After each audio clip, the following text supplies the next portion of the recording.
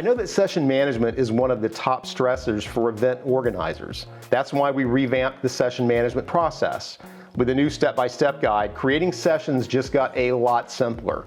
Select your format of choice and let it guide you through the process in 2 quick steps. Remember, within the event, you can choose as many formats as you wish and adapt each session to your needs.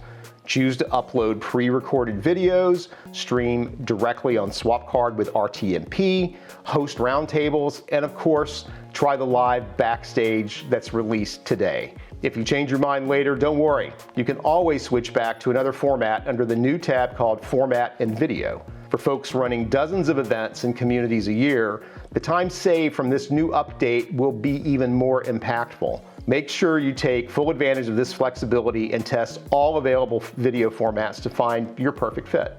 I love seeing all these improvements, David, and I actually have another highly requested update within this revamped session manager. As of today, you'll also start saving time by converting live streams to on-demand sessions. Say goodbye to tedious video uploads and embrace the ease of sharing on-demand content as soon as the session ends. For attendees that missed the live stream, this will enable them to access the recordings that much faster, especially if they register for multiple sessions with conflicting times. As David noted, you can still create on-demand sessions manually with pre-recorded videos if you like.